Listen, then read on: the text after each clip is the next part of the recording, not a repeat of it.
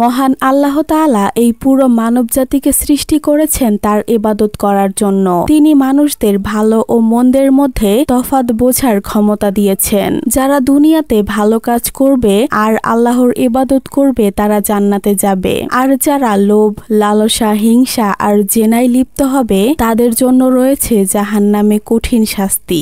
আমাদের সমাজে এমন অনেক মানুষ রয়েছে যারা সবার সামনে ভালো মানুষের মুখোশ পরে থাকে আর আড়ালে তাদের মতো জঘন্য মানুষ হয় না। ঠিক এরকম বিষয় নিয়েই ইন্দোনেশিয়ায় তৈরি হয়েছে অসাধারণ একটি ইসলামিক মুভি। গল্পটা একটু ছোট, আশা করছি ভালো লাগবে। তার আগে যারা ভিডিও দেখছেন অথচ সাবস্ক্রাইব করছেন না তারা জলদি সাবস্ক্রাইব করে ফেলুন। গল্পের শুরুতেই সিয়াকের নামে একজন ব্যক্তিকে দেখানো হয় যে এই গ্রামের মসজিদের একজন সম্মানিত ইমাম। সে তার স্ত্রী রিকা আর 4 বাচ্চাকে নিয়ে তাদের এক প্রতিবেশীর বাসায় এসেছে, কারণ প্রতিবেশীর একমাত্র মেয়ে আত্মহত্যা করে মারা গিয়েছে। তাই ইমাম হিসেবে তার দায়িত্ব মেয়েটির দাফন কাফনে সাহায্য করা। তাই তারা এখানে এসেছে। কিছুক্ষণ পর সিয়াকিরের এক মেয়ে টিয়াস অন্য এক ঘরে থেকে কারো চিল্লানোর আওয়াজ শুনতে পায়। ভয়ে ভয়ে টিয়াস সেই ঘরে গেলে দেখতে পায় যে মেয়ের মৃত্যুতে তারা এখানে এসেছে তার আত্মাকে, যাকে কেউ ভয়ঙ্কর ভাবে টর্চার করছে। দেখে মনে হচ্ছিল সে মৃত্যুর পর জাহান্নামে শাস্তি পাচ্ছে। এটা দেখা মাত্র টিয়াস ভয়ে সেখানে এসে সবার সামনে বলে দেয় এই মেয়ে মৃত্যুর পর জাহান্নামে গিয়েছে আর সেখানে শাস্তি পাচ্ছে। যেটা শুনে মেয়েটির বাবা মা আরো বেশি কান্নায় ভেঙে পড়ে আর অনেক বেশি আফসোস করে। সিয়াকির টিয়াসকে চুপ করতে বলে। তো এরপর সিন শিফট হয় কিছু বছর পর। সিয়াকির এখনো মসজিদে ইমামতি করে আর বাচ্চাদের পড়ায়। তাদের ছেলে মেয়েরাও এখন বড় হয়ে গেছে। তার 2টি ছেলে ও 2টি মেয়ে রয়েছে। ছেলে সালেহ আর ফাজার, মেয়ে টিয়াস আর আজাইজা। টিয়াসকে দেখানো হয় সে তার বাবার কাছ থেকে লুকিয়ে মায়ের কাছে আসে আর তার অঙ্ক পরীক্ষার খাতা দেখিয়ে বলে এবার তার পরীক্ষা ভালো হয়নি, ফলে তার রেজাল্টও অনেক খারাপ হয়েছে। সে যেন বাবাকে কিছু না বলে আর এই রেজাল্ট কার্ডে সাইন করে দেয়। সে কথা দিচ্ছে এরপর থেকে সে ভালোভাবে পড়ালেখা করে ভালো রেজাল্ট করবে। এটা শুনে মা কথা দেয় সে তার বাবাকে কিছু বলবে না, কিন্তু এরপর থেকে রেজাল্ট যেন ভালো হয়। এর কিছুক্ষণ পর বড় ছেলে সালেহ অফিস থেকে বাসায় ফিরলে তাকে দেখে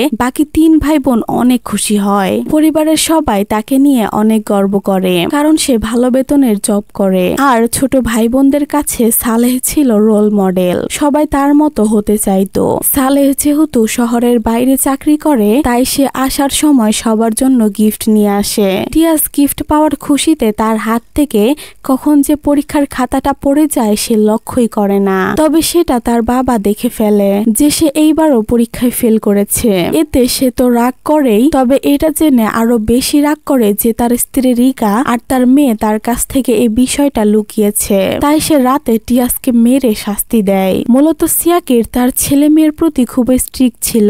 সে চাইতো তার বড় ছেলের মতো সবাই ভালোভাবে পড়ালেখা করে ভালো একটা জব করুক। সে কোনো রকম অন্যায়, পাপ, লোভ এসব পছন্দ করত না। সেদিন রাতে সিয়াকিরের কাছে দিনির পরিবার থেকে ফোন আসে। দিনি হলো আজাইজায়ের বান্ধবী আর ক্লাসমেট। তার পরিবার সিয়াকিরকে জানায় আজকে সন্ধ্যায় দিনি আত্মহত্যা করেছে। যেটা শুনে সবাই অনেক অবাক হয়ে যায়, কারণ দিনি ছিল খুবই ভদ্র আর ভালো স্টুডেন্ট। সে এরকমটা কিভাবে করলো, তার থেকে কেউ এটা আশা করেনি। আরো অবাক করা বিষয় হলো আজাইজায়ের ফ্রেন্ড ছিল দিনি, কিন্তু সে এমন ব্যবহার করছিল যেন কিছুই হয়নি, অথবা যা হয়েছে এতে তার কিছু যায় আসে না। তো একটু পর সিয়াকির তার স্ত্রী রিকাকে নিয়ে দিনির বাড়িতে যাচ্ছিল। দিনির বাড়ির উদ্দেশ্যে যাচ্ছিল।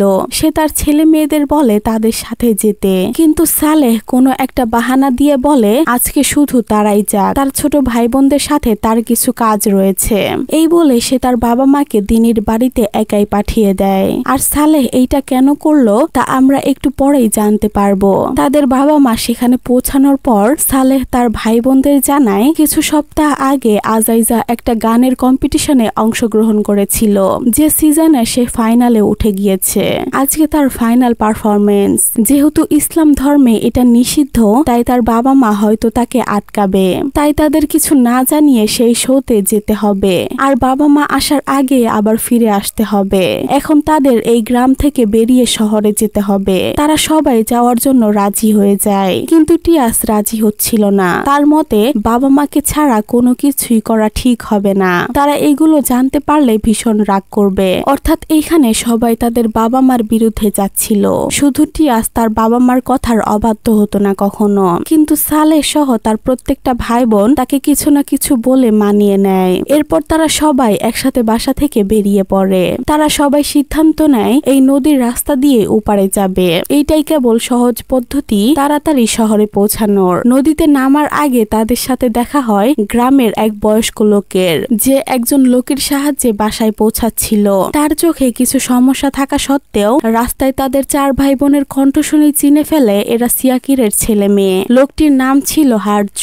হার্য এদের দেখেই বুঝে যায় এরা নদীর রাস্তা দিয়ে শহরে যাওয়ার চেষ্টা করছে।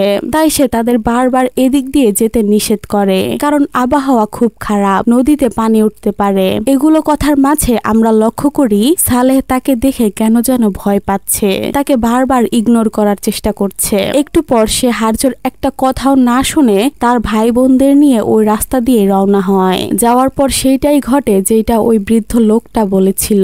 ঝড় আর বৃষ্টি পড়ার কারণে ধীরে ধীরে নদীতে পানি উঠতে থাকে।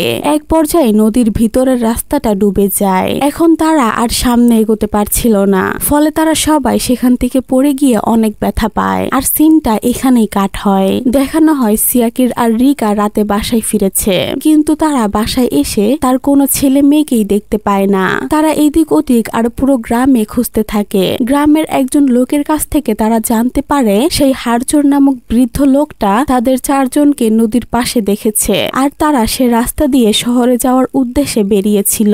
সিয়াকির তাদের খুঁজতে যেতে চাইলে হার্জু বলে এখন তাদের সেখানে যাওয়া ঠিক হবে না, কারণ নদীর স্রোত ভয়াবহ রূপ নিয়েছে। তারা সেখানে গেলে কোনো ক্ষতি হতে পারে, আর হয়তো তারা অলরেডি শহরে পৌঁছে গিয়েছে, কারণ তারা শহরে যাওয়ার জন্যই ওই নদীর রাস্তাতে গিয়েছিল। এটা শুনে সিয়াকির অনেক অবাক হয়ে যায়, কারণ তার ছেলেরা তার পারমিশন ছাড়াই এত বড় সাহস দেখিয়েছে। তাই তারা পরের দিন সকালে তাদের খুঁজতে যায়, যেখানে সারা দিন রাত খোঁজার পর সালেহ আর ফাজারের লাশ পাওয়া যায়, যেটা দেখে সিয়াকির যেন নিজের চোখকে বিশ্বাস করতে পারছিল না। সে পুরোপুরি ভেঙে পড়ে। তাদের লাশ বাসায় আনার পর মাও তার এত আদরের 2 সন্তানকে এই অবস্থায় দেখে অজ্ঞান প্রায় অবস্থা।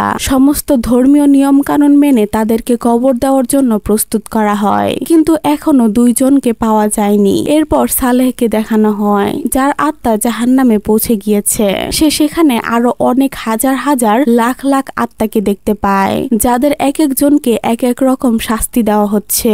জাহান্নামের কঠিন শাস্তি নিজের চোখে দেখে তার আত্মা কেঁপে ওঠে। একটু পর তার কাছে এক কালো কাপড় পরা লোক আসে, আর তার চুল ধরে টেনে এক বড় পাথরের কাছে নিয়ে যায়, আর প্রথমে একটা বড় কাঁচি দিয়ে তার জিহ্বা কেটে ফেলা হয়। এতে প্রচন্ড ব্যথায় সে চিৎকার করতে থাকে।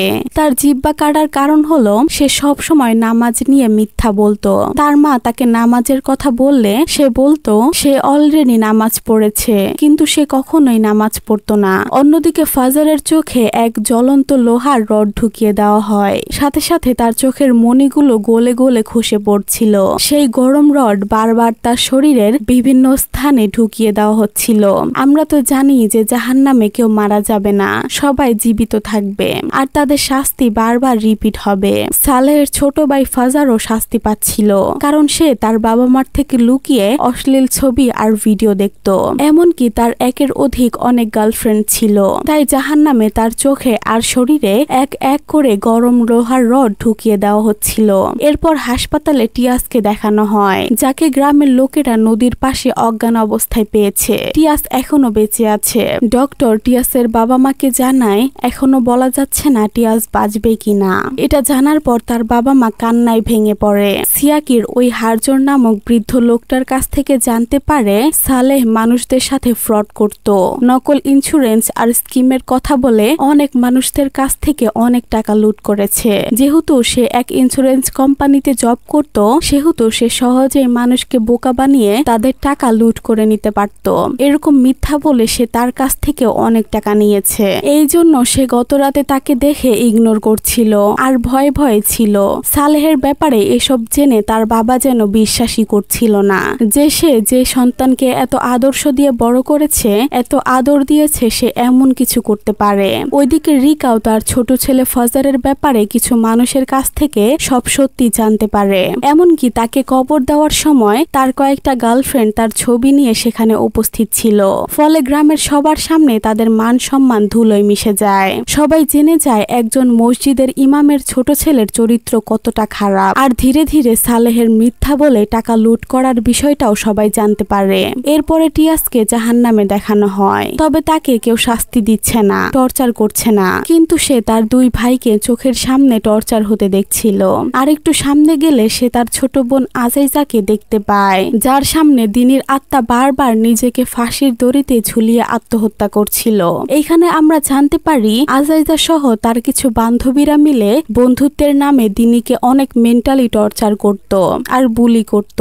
ফলে সে আর এসব সহ্য করতে না পেরে আত্মহত্যার পথ বেছে নেয়। ঠিক এই কারণে সেই দিন দিনের মৃত্যুতে আজাইজা একটু অবাক হয়নি আর কষ্টও পায়নি। আজাইজা জাহান্নামে এসে এখানে শাস্তি পাচ্ছিল। বারবার তার পুরো হাতটাই কেটে দেওয়া হচ্ছিল আর সে প্রচুর যন্ত্রণায় ছটফট করছিল। এরপর তিন ভাই বোনকে একসাথে টিয়াসের চোখের সামনে বারবার টর্চার করা হয়। এক সময় সে আর সহ্য করতে না পেরে তাদের আটকাতে যায়। গিয়ে দেখে এরা তাদের নিজেদেরই ভিতরের শয়তানি রূপ, তাদের ভেতরের শয়তানটাই তাদের শাস্তি দিচ্ছে। সেখানে সে তার নিজের আত্মাকেও দেখতে পায়, যেটা কোনো খারাপ আত্মা ছিল না, কারণ সে তো ছোটবেলা থেকে কোনো অন্যায় কাজ করেনি, কখনো তার বাবা মার কথার অবাধ্য হয়নি। সে ছিল নিষ্পাপ আর পাপ মুক্ত। এরপর তাকে জাহান্নাম থেকে বের করে দেওয়া হয় আর তার হাসপাতালে চোখ খোলে, অর্থাৎ সে বেঁচে আছে আর পুরোপুরি সুস্থ। কিন্তু তার তিন ভাই বোন সবাই মারা গেছে আর তাদের দাফন কাফন সম্পন্ন হয়। বাসায় এসে তার বাবা মা সহ তারা একসাথে নামাজ পড়ে আর টিয়াস তার ভাই বোনদের জন্য আল্লাহর কাছে জান্নাত কামনা করে। আর মুভিটা এখানেই শেষ হয়। এই মুভিতে বোঝানো হয়েছে যে কিভাবে বাবা মার কথা না শুনলে আর ধর্মীয় রীতিনীতি না মানলে দুনিয়াতে ও আখিরাতে কোথাও শান্তি পাওয়া যায় না। আর এখন আপনাদের মনে প্রশ্ন আসতে পারে যে কিভাবে টিয়াস তার ভাই বোনদের জাহান্নামে দেখতে পেল। এটার কারণ হলো টিয়াস ছোটবেলা থেকে মৃত মানুষদের আত্মাকে দেখতে পেত। আপনাদের মনে আছে যে মুভি শুরুতে টিয়াস আর সিয়াকির মিলে যে এক মেয়ের দাফন কাফনে গিয়েছিল, সেখানে টিয়াস মেয়েটির আত্মাটিকে শাস্তি পেতে দেখেছিল। অর্থাৎ ছোটবেলা থেকে তার মধ্যে এই শক্তি রয়েছে। আরেকটা কথা, মুভিটা এতটাই ভায়োলেন্ট ছিল যে মালয়েশিয়া সহ আরো কয়েকটা দেশ থেকে এই মুভিটা ব্যান করে দেওয়া হয়। তবে এই মুভি থেকে আমাদের অনেক কিছু শেখার রয়েছে, যেমন কোনো অন্যায় কাজ করতে গেলে অথবা কোনো পাপ কাজ করতে গেলে আমাদের অবশ্যই মনে রাখা উচিত এই দুনিয়া কিছুই না, একদিন আমাদের সবাইকে মরতে হবে আর আখিরাতে দুনিয়ার সমস্ত কাজের হিসাব দিতে হবে। তাই আমাদের উচিত দুনিয়াতে ভালো কাজ করে আল্লাহর ইবাদত করা, তাহলে কেবল মৃত্যুর পর আমরা জান্নাতে যেতে পারবো, কঠিন শাস্তি থেকে রক্ষা পাবো। আর আল্লাহর কাছে একটাই দোয়া, আমাদের যাদের বাবা মা অথবা আত্মীয় স্বজনদের মধ্যে কেউ মারা গিয়েছে তাদের যেন আল্লাহ তাআলা জান্নাত নসিব করে, আমিন। তো আজকের মতো ভিডিও এই পর্যন্তই। দেখা হবে নতুন কোনো মুভির এক্সপ্লেনেশন নিয়ে। আসসালামু আলাইকুম।